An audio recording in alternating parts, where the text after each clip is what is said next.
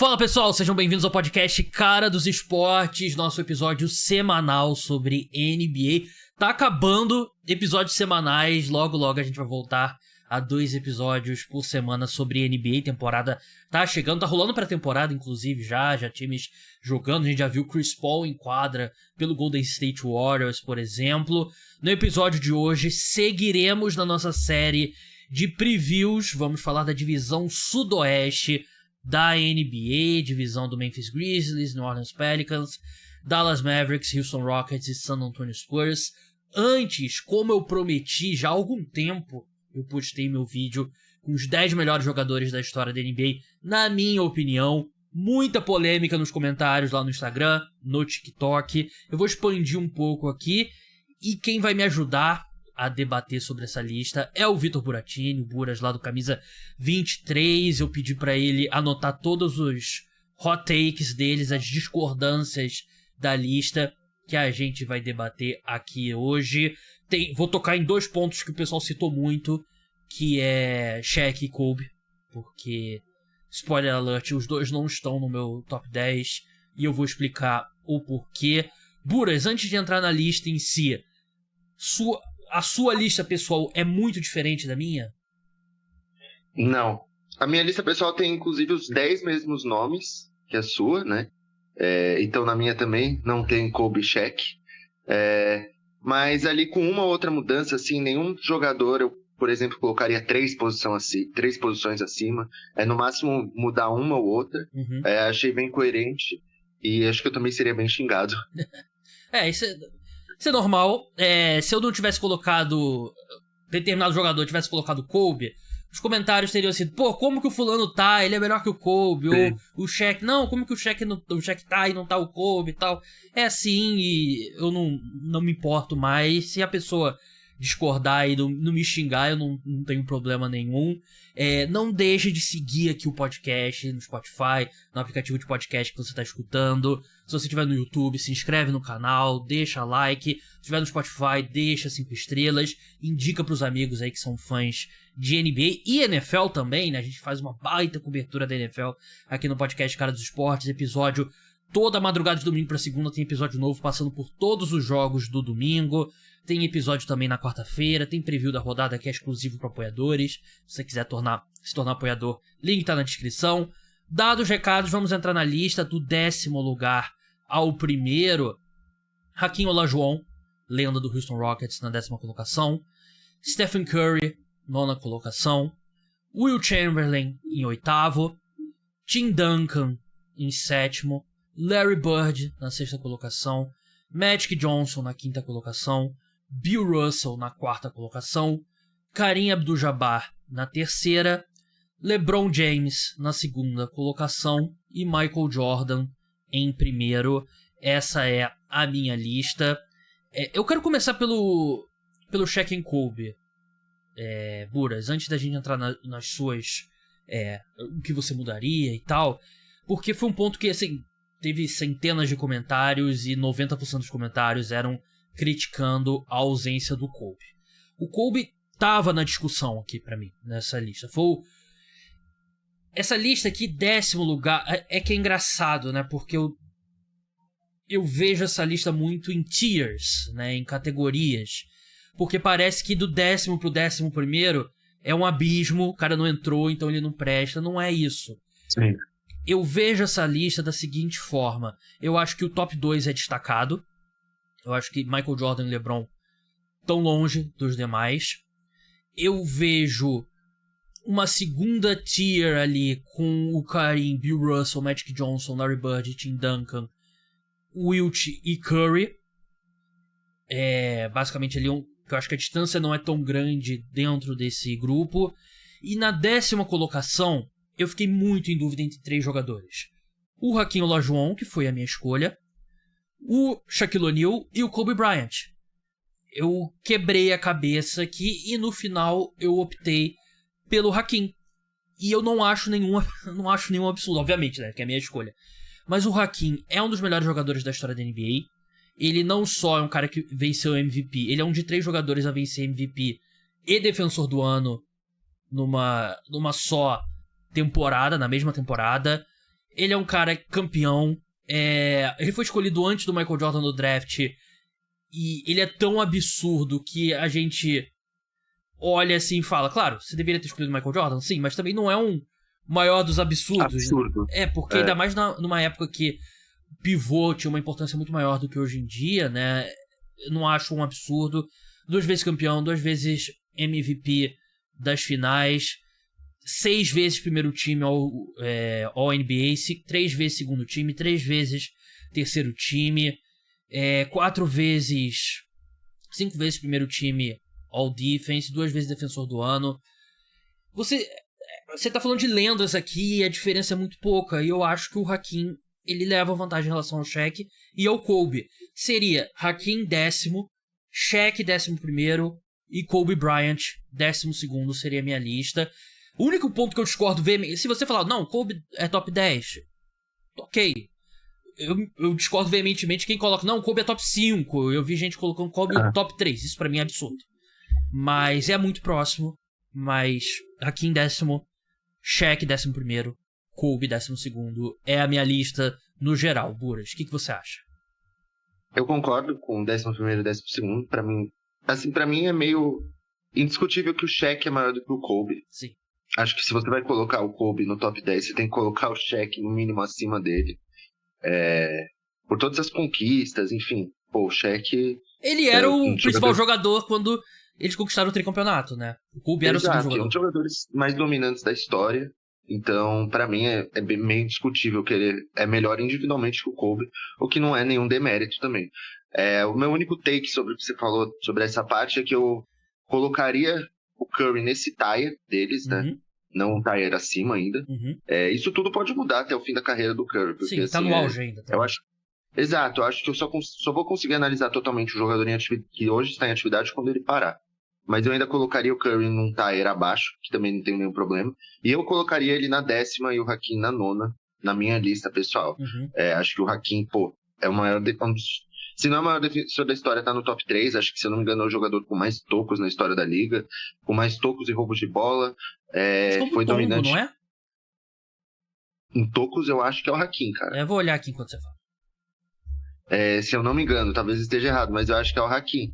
E, enfim, também era muito completo ofensivamente. No tombo era muito completo ofensivamente. Também conseguia ali criar para os companheiros. Então eu acho que o Hakeem hoje estaria na frente.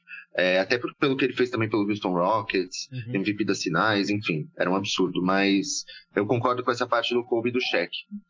O Hakeem não só é um dos melhores defensores da história da NBA, como ele é um dos jogadores mais técnicos, assim, de garrafão que a gente já viu, né? E eu até tava conversando com um amigo meu, tava pedindo algumas opiniões sobre a lista. O Hakeem, hoje em dia, você bota ele na NBA, não tinha nada que qualquer outro pivô poderia fazer contra ele. Ele teria a média, sei lá, 35 pontos e 20 rebotes.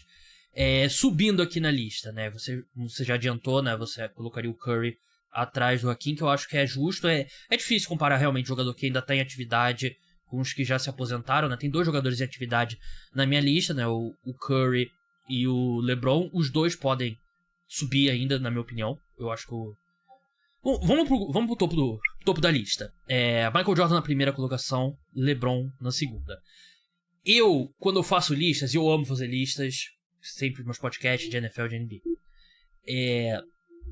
eu tenho uma regra que eu não posso colocar empate. Eu não coloco empate, não gosto de ficar em cima do muro. Se eu não tivesse essa regra, eu provavelmente colocaria o empate Michael Jordan e LeBron. Porque eu acho que os dois são os 2 maiores jogadores da história.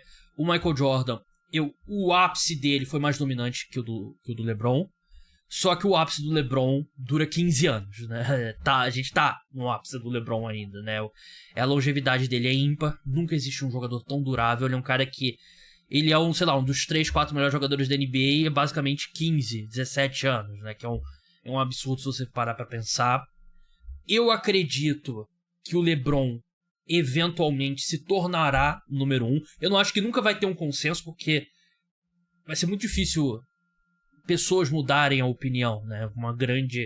Um grande volume de pessoas, pelo menos, né? Mas eu acho que se o LeBron conquista mais um título, que eu acho que é possível esse ano, e aí você tem, ele tem um título a menos que o Michael Jordan, mas tem 12 finais, tem 20 seleções para All-Star, né? Uma porrada para maior pontuador da história, provavelmente vai se aposentar como top 3 de assistências, né? Títulos por 3 times diferentes. Aí eu acho que é o caso que o LeBron tem para ultrapassar o Michael Jordan. Hoje, eu ainda dou uma pequena vantagem pro Jordan, justamente porque acho que nunca teve por maior que o LeBron seja e tenha sido, eu não sinto que teve um momento que o LeBron era maior que a NBA. E eu acho que o Jordan nos anos 90 ele era maior do que a NBA, até porque era um momento de... Vamos ser sinceros, o Jordan, quando ele conquista os títulos, era uma liga muito menos profunda do que o LeBron pegou no auge dele. Então eu acho que tinha um momento que o Jordan era maior do que a NBA. O LeBron eu acho que nunca teve esse ponto, porque é uma liga mais profunda. Por isso eu dou vantagem pro Jordan. Concordo, e assim, acho que o LeBron justamente nunca foi maior do que a liga, porque a liga cresceu muito por conta do Jordan. Exatamente. Né? Mas eu concordo com que hoje em dia eu também coloco o Jordan na frente do LeBron, e acho que isso só vai mudar também depois do fim da carreira do LeBron, independente dele ganhar um ou outro título. Uhum. Acho que eu só vou conseguir mudar a minha opinião no fim da carreira dele. Acho que o Jordan sempre vai ser, o que você falou, nunca vai ser uma unanimidade, porque envolve também fatores como nostalgia, Sim. Tem os haters, essas coisas. Então, assim, eu acho que sempre vai haver esse debate, né? Mas o LeBron, sem dúvida nenhuma, ele tem argumentos para ser o maior, né? 4 MVP das finais, 4 MVP de temporada regular, maior cestinha da história, vai se aposentar como cara com mais seleções no All-Star Game, provavelmente acho que com mais All-NBA Teams, versátil absurdamente, a longevidade que você falou. Então, assim, nunca vai ser nenhum absurdo colocar ele em primeiro lugar. Os únicos que falam que é absurdo são justamente esses que estão perdidos na nostalgia deles. E, enfim, mas o Jordan também, foi 10 vezes cestinha da liga, acho que isso nunca vai se repetir. Foi 6 vezes MVP das finais. Então, assim, é muito absurdo, porque você está comparando de um lado um cara que foi 6 vezes para as finais e ganhou todas sendo o melhor jogador, e outro que foi 10 vezes para as finais, até agora 11. E, enfim, teve também, pode não ter ganho todos, mas sempre teve um desempenho absurdo, né? Uhum. Mas, enfim, eu concordo com você aí na sua divisão de primeira e segunda posição. Eu não gosto dessa coisa de você penalizar o LeBron, porque ele chegou mais vezes na final e perdeu mais. Só tem uma final da NBA que o LeBron perdeu com um time melhor, que foi a do Miami Heat contra o Dallas Mavericks. O time do Miami Heat era melhor e eles perderam. O Jordan, sim, as 6 finais que ele chegou, ele era franco favorito pra vencer. E quando a NBA, por exemplo, ele só consegue ser campeão contra os Lakers, já o Magic Johnson, na reta final do auge, já não tinha mais Kareem. Ele teve a dificuldade contra o Detroit Pistons, teve dificuldade contra o Boston Celtics. Então, eu acho que penalizar o LeBron, porque o Michael Jordan perdeu antes de chegar nas finais, eu acho que é injusto. É muito hater, né? Sim. Os caras zoam lá, tipo, LeBron 4-6-0 nas finais. Uhum. Tipo, mano, 10 finais de NBA só dele ter chego. E foi todas as vezes ele foi o melhor jogador da equipe dele. Sim. Então é absurdo. E pra ser justo, boa parte ele pegou uma conferência leste mais fraca também. Que era o Atlanta Hawks ou o Toronto Raptors ou o Indiana Pacers, que eram os principais oponentes dele. Então ele teve um caminho mais livre pra final, porque na época do Michael Jordan, a Conferência Leste era bem mais forte do que a Conferência Oeste, né? Outros pontos que você discorda da minha lista? Cara, quanto ao terceiro lugar, eu concordo. Kareem, pra mim, é meio indiscutível, né? O jogador com mais MVPs na história. Se eu não me engano, ele tem 6 títulos, né? 6 ou 5 títulos, não tenho certeza. Também foi MVP das finais, também era um defensor absurdo, enfim, indiscutível pra mim. Quarto e quinto, você colocou Bill Russell em quarto e Magic em quinto. Eu acho que eu colocaria o Magic em quarto. Sei de toda a representatividade do Bill Russell, que vai para além das quadras. também foi um defensor espetacular. Mas eu ainda acho que colocaria o Magic em quarto ali. Pô, revolucionou também o jogo, mas não vejo nenhum absurdo. Sexto, sétimo e oitavo ali, Larry Bird, Tim Duncan, Wilt Chamberlain. É algo que eu fico muito em dúvida, porque eu entendo que o Wilt também, as pessoas falavam que a liga era mais fácil, essas coisas, mas o cara ele tem muitos recordes absurdos também. Então talvez eu colocasse ele na frente desses dois, tipo Wilt, Bird e Tim Duncan. Mas, fora isso, acho que assim, eu não tenho nenhuma discordância absurda da sua lista. Acho ela bem coerente. Obrigado. Só, assim, acho que a única troca que eu faria mesmo seria colocar o Hakeem na frente do Curry hoje. Mas o resto, eu tô bem tranquilo com tudo. Sobre o Magic na frente do Bill Russell, eu acho justo, mas assim, também tudo bem, era uma liga totalmente diferente, né? Sim. Mas o Bill Russell, realmente o tamanho dele, 11 títulos, e o jogador que ele era, eu coloco o Bill Russell na frente. O Wilt, eu acho que é uma questão muito de...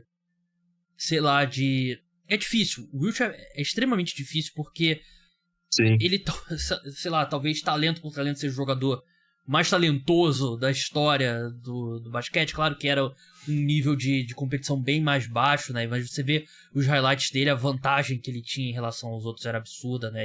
Ele era um cara que você pode transportar pra hoje, que ele fisicamente ele continuaria capaz... Tava pronto. Exatamente. Mas ele tem... Os recordes dele são inalcançáveis, né? Temporada de 30 rebotes por jogo... coisas do tipo. 50 pontos. 50 pontos, jogo de 100 pontos e tal. Mas eu acho que ele era muito um cara de... Ele se importava com os números dele mais do que... Sim. Eu acho que o desempenho dele nem sempre... O desempenho. O desempenho dele nem sempre se traduzia ao sucesso, né? Tanto que o Celtics venceu ele várias vezes, né? Ele bateu de frente com o Bill Russell várias vezes e foi o perdedor. Então eu acho que eu coloco mais o Tim Duncan e o Larry Bird na frente porque, pra mim, eles são mais vencedores do que o Wilt Chamberlain. Sim. E o Curry, eu acho que esse seu argumento de ser mais difícil, e é difícil mesmo quando o jogador ainda tá jogando, né? E no caso do Curry, tá no auge ainda, né? Tá jogando o melhor basquete da carreira dele ainda. Desses caras aqui, eu acho que o Curry é o que mais mudou o basquete. Porque... assim, o Magic Johnson ser um armador de 2,5 metros, ultra inteligente, com um controle de bola absurdo, não é replicável. Não é nada que esses jogadores fizeram aqui pra cima, tanto que são todos bem mais altos que o Curry, é replicável. O Curry é uma NBA antes dele e uma NBA depois com a questão do arremesso de 3, né? A geografia do jogo mudou. Porque você não tem como... Por mais que o LeBron seja influente, você não tem como copiar o que o LeBron faz, né? O Curry, teoricamente, ele é um cara de 1,90 m, que não é nada absurdo. Normal. E o arremessador, eu posso treinar arremesso. Eu vou chegar ao nível do Curry? Nunca. Mas eu posso arremessar de 3. Então, acho que o impacto do Curry no esporte, pra mim, é gigantesco. Ele tem os 2 MVPs. Ele devia ter 2 MVP das finais, né?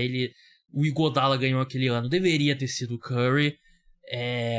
4 títulos, e por isso que eu coloco o Curry. E eu acho que o Curry pode subir ainda. Eu acho que mais um título, eu não teria muito problema em colocar ele na frente do Wilt.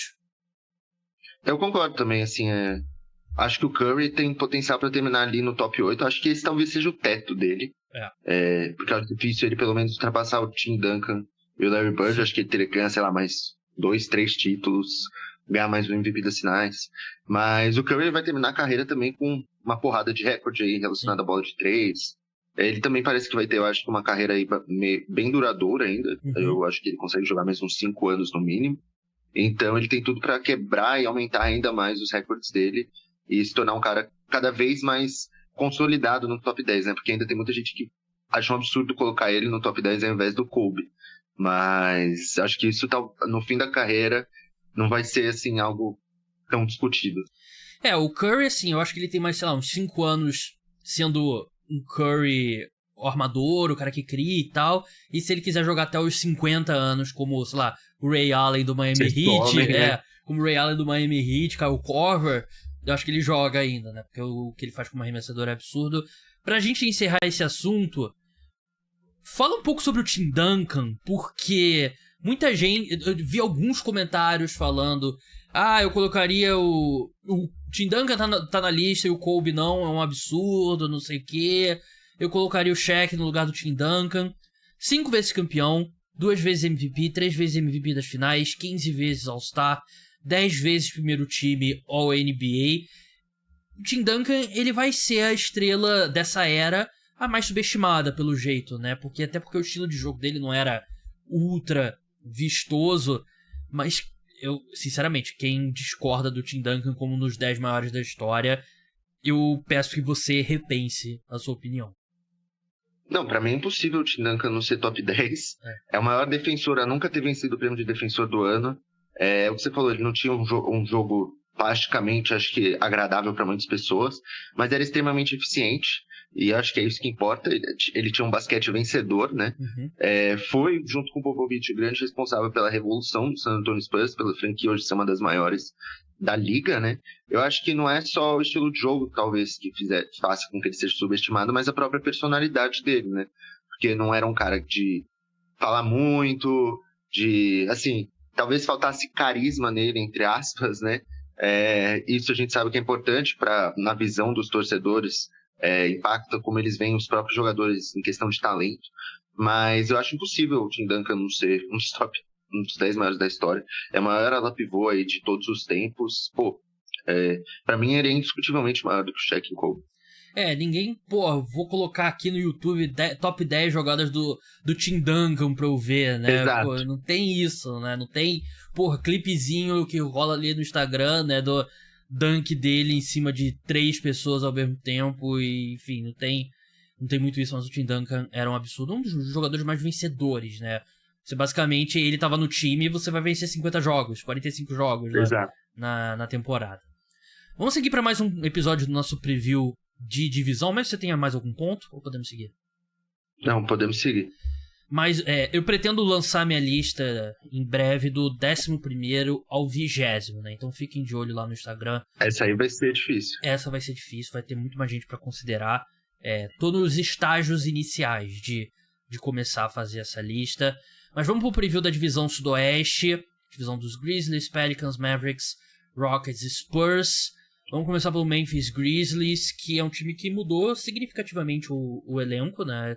Sai o Dillon Brooks, sai o Tyus Jones, entra o Marcus Smart, Derrick Rose, Ja Morant começa a temporada suspenso. O over-under de vitórias do Memphis Grizzlies é 46,5. Buras, eu não sei porquê. Quer dizer, eu sei porquê.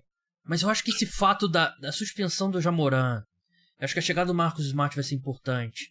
E o fato do time não tá sendo tão discutido como em outros anos, eu acho que pode ajudar o Memphis Grizzlies. Eu tô maluco? Não, eu concordo com você, porque, enfim, o Grizzlies foi um dos times mais badalados aí das últimas 2 temporadas, né? Pelo estilo de jogo, pelos jogadores jovens, enfim. E eu acho que isso deslumbrou uma parte deles, né? Uhum. De certa forma, acho que isso acabou atrapalhando. Então, assim, eu acho que eles vão sofrer bastante com a falta do Ja Morant, sem dúvida alguma.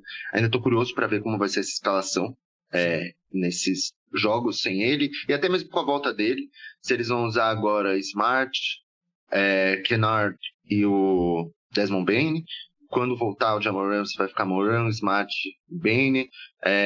Porque às vezes eu tenho um pouco de medo deles mandarem uma lineup baixa demais, isso poder atrapalhar, de certa forma, a equipe, mas acho que aí o Smart é um upgrade em relação ao Dillon Brooks, sem dúvida. Perderam bastante ali na questão de armador reserva, porque Tyus Jones, para mim, é o melhor armador reserva da liga. Absurdamente eficiente, um playmaker fenomenal. E, enfim, Derrick Rose, já passou a era dele, né? Então, acho que esse foi um downgrade. Mas eu acho que a equipe vem aí para mais uma temporada muito boa.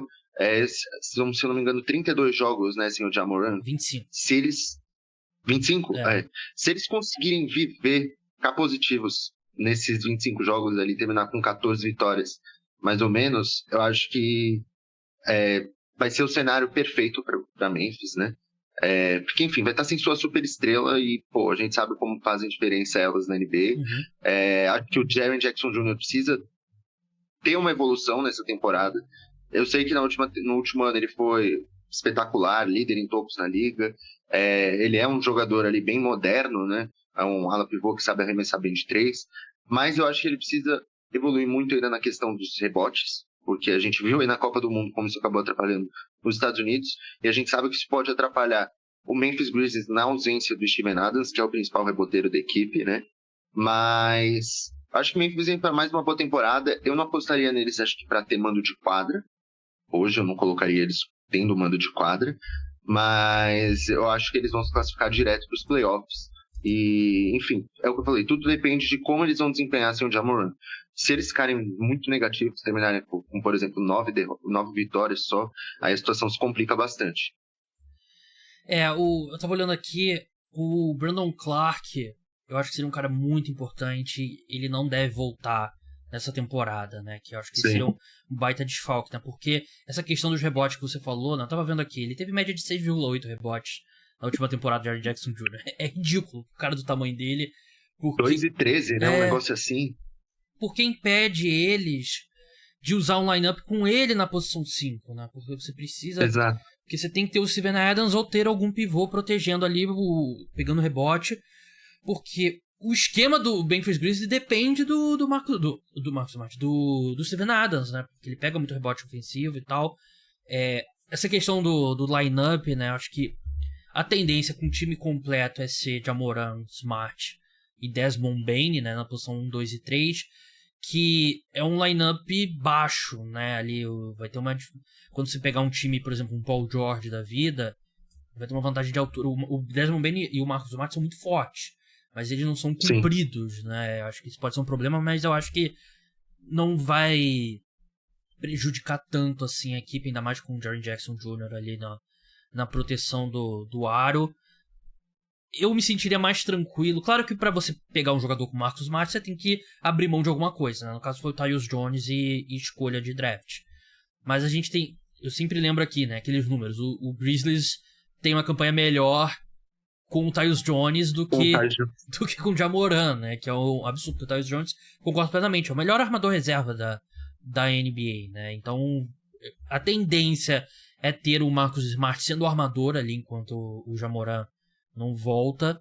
Mas eu acho que é um time que pode se encaixar. Eu acho que o Marcus Smart vai ser uma influência positiva. Você tira o Dillon Brooks, que eu acho que a saída dele é aquela adição por subtração, né? Só dele sair já ajuda, porque eu acho que ele influenciava muito ali os jogadores. Atrai muita atenção também. Não acho que ele seria positivo, mas eu acho que é um time que pra pegar ali seed 6, de repente seed 5, e se o Ja Morant voltar bem e esse time encaixar bem, eu acho que é um time que pode ser perigoso no Oeste, porque eu acho que é um Oeste bem aberto, né? A gente tá falando aqui dos times do Oeste, acho que é uma conferência extremamente aberta, mais do que o Leste, porque o Leste eu acho que os Celtics e os Bucks estão tipo 2 degraus assim acima dos demais. No Oeste você pode fazer caso aqui pra uns 3, 4, 5 times. Sim. Eu acho que ainda não é a temporada de Memphis chegar, por exemplo, numas finais de conferência. Ainda acho que o time não tem essa própria experiência para isso, né? Acho que ainda vai mais essa temporada aí. Mas é o que você falou, para mim é certeza que eles vão ficar, na minha opinião, eles vão direto para os playoffs, pegar a 5ª, 6ª colocação. E realmente, o que você falou, a saída do Dillon Brooks, acho que... Eu não acho o Dillon Brooks um jogador ruim como muita gente tenta pintar ele. A gente vai falar mais disso na parte do Rockets. Mas realmente ele se envolvia em muitas polêmicas aí, que acho que para um time que é cheio de jovens, não era o ideal. Eu acho que a influência tem que ser diferente aí nesse caso. Tem que evitar ao máximo atrair atenção para a equipe, deixar os caras jogarem mais soltos, e acho que isso acabava às vezes não acontecendo justamente por toda a atenção que o Memphis ganhava. E eu acho que é justamente o que a gente está falando. Acho que o Memphis talvez não receba tanta atenção nessa próxima temporada, não só pelo Dillon Brooks em si, mas por várias outras questões. Acho que existem times que estão mais hypados agora, que as pessoas vão procurar falar mais. Eu acho que isso vai ser muito positivo. Vamos passar para o New Orleans Pelicans agora, e eu concordo com tudo que você disse sobre o Dillon Brooks. Chega o Corey Zeller, eles draftaram o Jordan Hawkins, né, do bom arremessador. sai o Josh Richardson, sai o Jackson Hayes, o over-under de vitórias deles é 43,5, e assim, é chato, é repetitivo, mas tudo sobre o Pelicans depende da saúde do Zion Williamson, né? A gente já viu ele aquecendo com o time, dando umas enterradas lá e tal. No Media Day, ele tava parecendo, sei lá, um fisiculturista ali em termos de tamanho, né? Não sei se em definição porque ele tava de camisa, mas muito forte. E é isso, né? Esse time com o Zion Williamson na última temporada era o melhor time do Oeste. E aí ele se machucou e o time foi pro play-in, se eu não me engano, e chegou a ir pro play-in. Foi. Daí não conseguiu ir pros playoffs. É isso, né? Porque o Zion, quando ele tá em quadra, você pode falar tudo dele. Quando ele tá em quadra, ele é um dos jogadores mais imparáveis da NBA. E o Pelicans, por melhor que seja Brandon Ingram, CJ McCollum, o Valanciunas, é um time com o Zion, é outro time sem o Zion. Eu concordo plenamente. Assim, eu tô bem otimista quanto ao Zion. Acho que talvez seja... E o tamanho do braço dele? Então, o cara, ele é o que o próprio GM acho que foi o GM do Pelicans falou, que ele nunca se dedicou tanto no off-season. E, pô, você, querendo ou não, você fica hypado por você saber de todo o potencial que o Zion tem. Sim. Pô, é um cara que na última temporada jogou 28, 30 jogos, ele ia ser titular no All-Star Game. Provavelmente, se ele continuasse, ele ia ser All-NBA. Então, assim, Pelicans com ele, pra mim, tem potencial assim para chegar até perto das 50 vitórias. Também chegar perto ali de um mando de quadra, talvez, porque é o que você falou. Na última temporada, a equipe estava em primeiro no Oeste em determinado momento, quando ele estava jogando muito. E depois que ele saiu, sei lá, depois que ele se lesionou, acho que chegou a ter uma sequência absurda de derrotas, se eu não me engano, 10, 11, um negócio assim. Teve lesão do Brandon Ingram também nesse meio período, né? Também. Que também é outra coisa que tem que ficar atento, porque os dois precisam estar saudáveis para essa equipe atingir todo o potencial. O Ingram fez aí uma péssima Copa do Mundo, como a gente viu, mas a última temporada dele foi boa quando ele teve em quadra, a gente sabe. Pô, o Ingram é um pontuador eficiente de todos os níveis, é um cara que também é um bom reboteiro, consegue criar para os companheiros. Então, assim, eu acho o elenco do Pelicans um dos mais interessantes da liga. Acho que a adição do Jordan Hawkins é muito interessante, porque ele é um ótimo arremessador de 3. Acho que é um jogador até razoavelmente pronto para a NBA. Gostaria de ver como vai ser a evolução do Dyson Daniels, que é um cara que eu acho muito interessante. Mas, assim, o Pelicans teve a lesão, acho que do Trey Murphy, Sim. que acho que ele talvez não comece a temporada. E o Trey Murphy fez um ano espetacular, o último dele. Também é um jogador aí que tem tudo para ser muito importante. Enfim, eu acho que o Pelicans é uma das equipes que eu sempre crio mais expectativa, porque tem muitos jovens interessantes. Eu acho um elenco profundo. Eu gosto da coesão ali que tem. Mas é o que você falou, tudo depende do Zion. Se ele conseguir jogar, sei lá, 60, 65 jogos, aí o Pelicans pra mim é uma equipe, top 5, top 6 do Oeste. Mas se ele jogar 40, aí dificulta muito a situação. O último ponto que eu ia citar é realmente a lesão do Trey Murphy, né? Ele deve perder ali, de repente, os 2 primeiros meses da temporada. E nisso o Jordan Hawkins vai ter que jogar, né? Porque essa equipe do Pelicans, a falta de arremesso é um problema, né? E o Trey Murphy... Sim. Ele resolvia muito esses problemas porque ele é um excelente arremessador, né? Porque não é nem absurdo dizer, ele é um dos melhores arremessadores da NBA, né?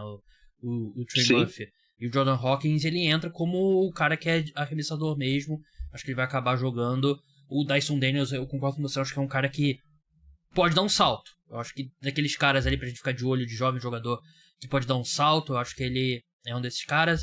Mas esse do Jackson Hayes, sinceramente, nunca se firmou de vez. Não vai fazer falta, assim. Óbvio que o reserva, o Cody Zeller também não é algo espetacular, mas sendo sincero, pra mim foi elas por elas. Sim, concordo. Vamos passar pro Dallas Mavericks agora, que é um time que mudou bastante o seu elenco. Chegou o Grant Williams, que era do Celtics, Seth Curry. Eu não entendi esse contrato do Seth Curry, 2 anos, $8 milhões. É papo de demitir o agente, porque eu não consigo acreditar que ele não teve um mercado melhor. O Dante Exum, que parece que estava jogando muito bem no basquete europeu, né? Ele que foi uma escolha alta no draft, tem uns 6, 7 anos, não se firmou. Parece que estava voando no basquete europeu. Teve o Richaun Holmes, né, na troca que a equipe fez com o Sacramento Kings. Draftaram o Derek Lively, que eu acho que, sinceramente, eu não vejo ele contribuindo muito logo de cara. Draftaram o Olivier Maxime Prosper. Esse eu acho que é um cara que pode dar alguns minutos interessantes. Bom. Sai o Christian Wood, que, assim, não sei se tem alguém ainda que cai no conto do Christian Wood. Pra mim, é o clássico cara, boas stats, mas não te diz... Caloria vazia, né? Como o pessoal fala. Peladeiro. Exatamente. E saiu o Justin Holiday também, a equipe renovou com o Kyrie Irving. Eu acho que é um time que melhorou, mas ao mesmo tempo você ainda olha para os outros times do Oeste, eu acho que tem uma diferença clara de teto desse time. Melhorou, mas não bastante. Acho que ainda não melhorou pra, sei lá, ser uma equipe de ir pra playoffs direto. Duvido. Me surpreenderia muito se isso acontecesse. Acho que uma equipe ali pra ficar entre 7ª e 9ª posição. Gosto de algumas contratações, acho que o Grant Williams... Eu sei que ele é um cara que ele recebeu muitas críticas nos últimos anos, mas eu acho ele um jogador bem interessante. É um bom arremessador, é um bom defensor. Tem os seus momentos ali em que ele faz coisas que você fica, o que esse cara tá fazendo na quadra? Mas eu acho ele um bom jogador, eu achei o contrato dele interessante. Quanto ao Garrafão, ainda acho que tem problemas na posição 5. Não acho que nenhum deles foi resolvido, sendo bem sincero. Acho o Dwight Powell fraquíssimo. Acho o Richaun Holmes fraco também. É um cara que até pode ter estatísticas, mas não acho ele um bom defensor, por exemplo, que eu acho que é uma necessidade. Derek Lively não é um cara para contribuir nessa temporada, e eu acho que vai demorar ainda para ele conseguir contribuir, porque nem no college ele conseguia ter um grande desempenho ali, sempre, se eu não me engano, ele sofria bastante com problema com faltas. Ele no college era para ser o cara completo e tal, e basicamente em Duke ele foi um ring runner, né, que o pessoal fala, né, que corre, pega lobby e tal, e não... Exato. Teve a contratação do Derrick Jones Jr. também, né, que, enfim, acho que vai ter pouco espaço. O Seth Curry é interessante. Acho que é um elenco que melhorou em questão de profundidade, né? Acho que tem mais opções interessantes, mas que ainda tem grandes problemas ali pra mim, como falei no Garrafão. Acho que poderia ter um pouco mais de defesa. Acho que uma off-season, aliás, uma temporada inteira de Luka e Kyrie vai ser interessante, mas eu ainda não vejo a equipe pronta para brigar ali nas cabeças, que acho que era o que o Mark Cuban esperava quando adquiriu o Kyrie Irving, né? Acho que ainda, na realidade, está bem longe disso. Então, eu não tenho grandes expectativas para Dallas. Acho que vai ser um desempenho parecido com o da temporada anterior, porque eu vi muitas equipes, na minha opinião, muitas equipes do Oeste aí têm potencial para fazer uma temporada melhor também. Por exemplo, o Lakers, o próprio Pelicans, que a gente falou aí, eu acho que eles têm potencial para fazer temporadas bem melhores do que as últimas, enquanto o Mavericks até melhorou, mas deu uma estagnada, então acho que não vai ter uma grande melhora assim. O Grant Williams, ele chega basicamente para suprir a ausência do Dorian Finney-Smith, né, que o Dorian Finney-Smith ele foi envolvido na troca do Kyrie Irving, e a questão é que o ataque melhorou com o Kyrie? Melhorou. Mas a defesa piorou muito mais com a ausência do Dorian Finney-Smith, né? Não compensou, muito pelo contrário, né? E você olha pra esse time, quem que vai defender armador também, né? Além dos problemas de proteção do ar. Que o Kyrie não vai defender ninguém. O Luka não vai defender ninguém. E... O único guard que defende... Aliás, é um guard forward, no caso, que é o Josh Green, né?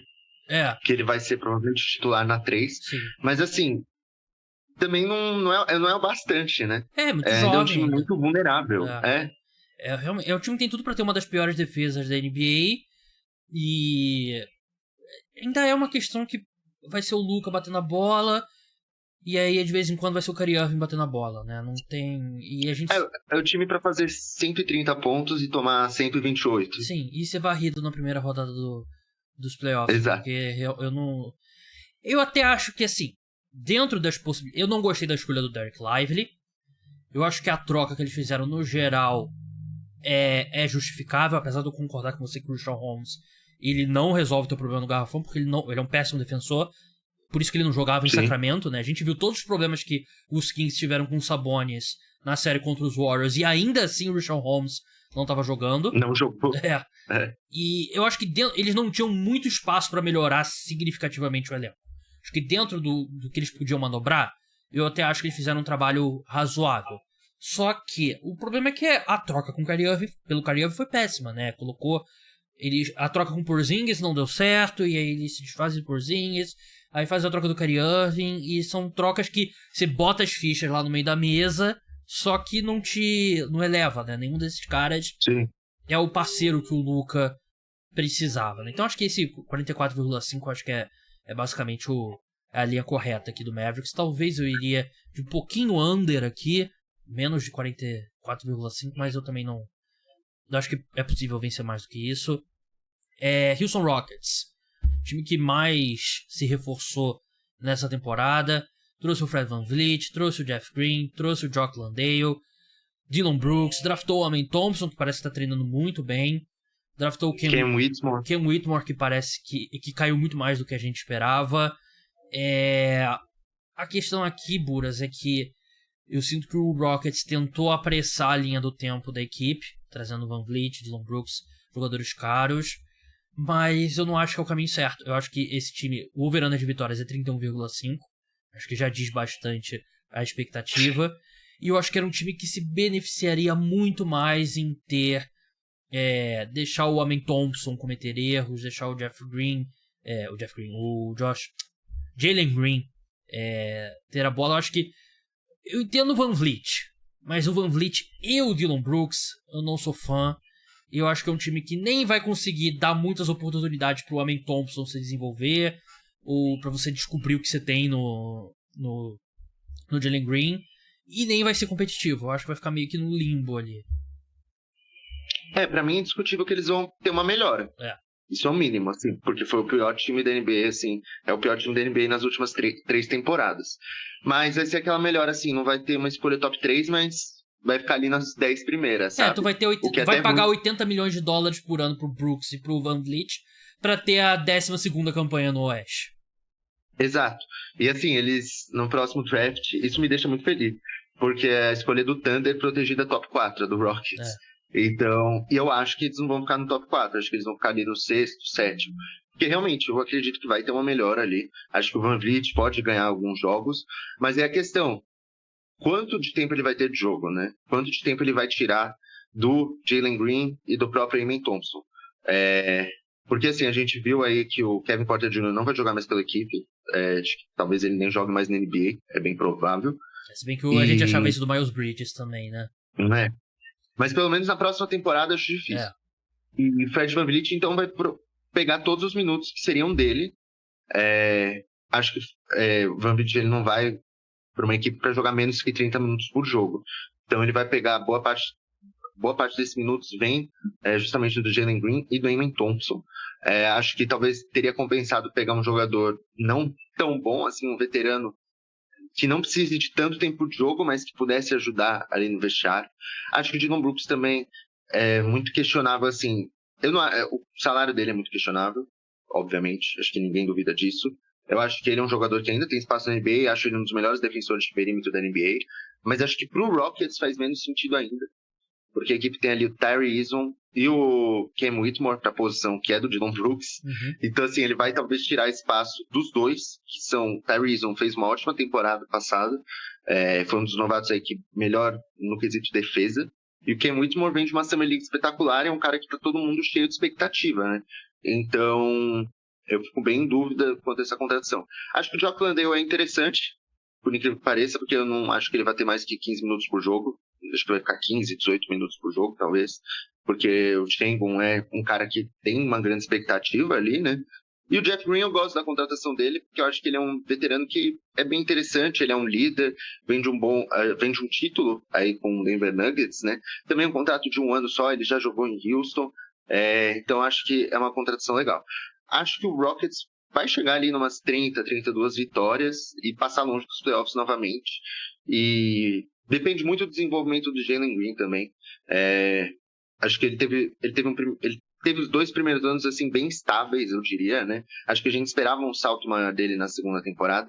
Não em questão de estatística, mas de evolução do próprio jogo. Mas acho que também isso era difícil com o Stephen Silas, que o Rockets era a equipe mais mal treinada de toda a NBA, sem dúvida alguma. Acho que o Ime Udoka pode ajudar bastante nesse quesito aí, não só de desenvolver os jovens, mas da própria defesa, que a gente sabe que ele é um bom treinador nesse quesito, e o Rockets ficou devendo bastante nisso. Na verdade, ficou devendo na defesa e no ataque, né? Acho que o Udoka vai fazer, ou o Jalen Green vai começar a jogar basquete de verdade, né? Não esse peladeiro que ele foi nesses primeiros anos dele na NBA, ou ele vai ser trocado. Não acho que vai continuar sendo esse jogador que ele era, né? E acho que o Udoka vai ser importante pro Jamari Smith também, né? Que ele é um bom defensor, mas ele se mostrou muito limitado ofensivamente, né, no primeiro ano. Ele tem que evoluir muito. E E no college ele não era, né? Ele era um bom arremessador de 3, inclusive. E Foi estranho. esses caras tudo tiram um minuto, tiram arremesso de um cara como o Jabari Smith também, né? Isso que eu realmente não entendo e não acho que vai ajudar a equipe a longo prazo. Vamos encerrar aqui, San Antonio Spurs. A equipe perdeu o Keita Bates-Diop, foi pro Phoenix Suns, Romeo Langford. Chega Victor Wembanyama, o calouro. Quanto que a gente vai ver do Victor Wembanyama? Essa é a questão, porque acho que os Spurs vão ter uma abundância de precaução com ele. Até acho que se eu tivesse que apostar no nome pra ser calouro do ano, eu acho que eu iria de Scoot Henderson, porque eu acho que o Scoot Henderson vai acabar jogando muito mais do que, assim, em termos de jogos, né, volume. Vai jogar mais do que o Wembanyama. Mas tem uma corrente de pensamento também que pensa que o Wembanyama vai ser vai entrar já como um dos melhores defensores da NBA e esse time vai ser competitivo. Eu não acho que... Aí eu acho um pouco exagero, mas como é que você vê os Spurs pra esse ano? Cara, eu vejo o Spurs, assim, pra esse ano, sou bem, assim, pessimista, eu diria. Aliás, eu não diria pessimista, porque eu não acho que a gente tem que ter expectativa alguma pro Spurs ainda, sabe? Acho que também é uma equipe ali pra beirar as 30 vitórias. Eu entendo que o Victor Wembanyama, que você falou, eu acho que ele vai ter um impacto defensivo imediato. Acho que já vai ter grandes números aí. Eu vejo ele como potencial para liderar a liga em tocos, por exemplo, já no primeiro ano dele de NBA. Mas eu acho que ofensivamente ele vai sofrer bastante nesse início para se adaptar, o que é totalmente normal. Acho que deveriam ter muita paciência com ele aí para se acostumar. Acho que uma vantagem dele é que ele vai ter muito a bola na mão quando ele jogar, diferente aí do Rockets. Eu acho que o Wembanyama vai ter todas as chances de tentar e errar possíveis, o que vai ser muito bom para ele nesse primeiro ano. Mas eu acho que o elenco do Spurs ainda é muito fraco, sabe? Eu gosto de muitos nomes deles, como Devin Vassell, o próprio Keldon Johnson, Jeremy Sochan, mas você vê aí um elenco só de jovens, basicamente. Assim, não tem nenhum atleta, sei lá, o Doug McDermott e o Devontae Graham, os jogadores mais experientes. E, pô, convenhamos, não são os melhores nomes aí para ser, acho que, líderes de jovens, né? Uhum. Então, eu espero os Spurs liberando as 30 vitórias, espero um desenvolvimento dos jovens, né? O Spurs sofreu muito, assim, não vem jogando um bom basquete, essa é a realidade. O Spurs não jogou um bom basquete aí nos últimos anos, né? Algo muito diferente do que estávamos acostumados com o Greg Popovich. Mas eu acho que agora é a hora dele começar a criar ali um esquema para esse time, sabendo que você já tem o seu... Quando você já tem o seu franchise player, que é o Wembanyama, é muito mais fácil você planejar seu futuro, né? E eu acho que o Spurs faltava isso, justamente, franchise player. Acho que eles têm ali jogadores... Pô, o Devin Vassell acabou de renovar e ele vai ganhar, sei lá, 30 milhões por ano. Não é falando se o contrato dele é justo ou não, mas assim, é um jogador que, querendo ou não, você tem boas expectativas. Sochan é um bom defensor que ainda tem muito a evoluir em todos os quesitos do jogo, mas ele é um ótimo defensor. O Keldon Johnson ainda precisa evoluir em muitos aspectos, mas é um grande pontuador. Você tem ali o Trey Jones, que se mostrou um bom armador ali, um bom criador de jogadas. Então, assim, você tem opções interessantes ali, pelo menos para todas as posições. Você só precisa juntar juntar tudo, criar um esquema de jogo e deixar os jovens se desenvolverem. Então, acho que nesse ano a gente não vai ver o Spurs tendo uma grande campanha. Vai ser ali, como eu disse, 30 vitórias. Mas eu acho que é um time para o futuro muito interessante. Quer a minha previsão para a temporada do Victor Wembanyama? Diga. Ele vai ter umas highlights absurdas, tipo, dando toco no perímetro. Um ball handler ali. Vai ter umas highlights que o pessoal vai ficar zoando, que vai ser algum pivô passando por cima dele, né? Tipo, tirando ele... Uns low lines, né? Tipo o Kenny Lofton, né? Que ele fez... Foi na Summer League? Se não me engano, foi no... Ou no Mundial. Eu lembro. Acho que foi no Mundial. Foi algum campeonato. E aí vai ter, e o pessoal vai falar, esse que é o cara que é o melhor prospect e tal, não sei o quê. Sim. Eu acho que ele vai ter um número alto de turnovers, porque ele vai Concordo. tentar, vai ter muita bola na mão e vai tentar fazer, vai cometer erros, como você falou. Acho que ele não vai ser tão eficiente ofensivamente, acho que vai arremessar mal de 3 e vai ter um aproveitamento ruim. Mas aí você vai olhar o jogo e você fala, pô, peraí, esse cara já é um dos melhores defensores da NBA, né? Já a versatilidade dele já é um negócio absurdo. E vai ser aquele cara que os nerds vão defender, né? Pô, o que ele faz defensivamente é um absurdo e o ataque vai chegar lá eventualmente. E eu não acho que ele vai jogar, sei lá, eu apostaria o quê? 45, 50 jogos pra ele. Por aí. Eu acho que ele joga um pouco mais ali, uns 55, talvez. É que a gente sabe como o Spurs é normalmente, né? Precavido. Precavido nessa situação. Então, eu acho que até pelo físico aí do Wembanyama, que talvez não seja, acho que ainda não tá exatamente pronto pra NBA, né? Eles vão se precaver bastante aí. Então, talvez assim, ele jogue, sei lá, 55 jogos, mas com uma minutagem não tão alta, ali de 28 minutos. Mas eu também espero ele com, sei lá, uns 30% de aproveitamento no perímetro, né? Com jogos péssimos dele arremessando, e é o que você falou, vai ser muito criticado, vai ter gente chamando de bust, acho, na primeira temporada. Mas assim, sem dúvida nenhuma, pra mim, um jogador é um talento geracional, o mais talentoso do último draft. E depois dessa primeira temporada aí, que eu acho que ele vai receber muitas críticas, todo mundo vai se arrepender na segunda de ter falado coisas ruins sobre ele. Concordo. Então é isso. Nosso preview da divisão Sudoeste. Buras, muito obrigado pela sua participação. Siga o Vitor Buratini no @Buras1313. Até a próxima. Até. Então é isso, pessoal. O podcast Caras do Esporte de NBA volta na próxima terça-feira. Se tiver alguma notícia bombástica antes disso, tem podcast emergencial.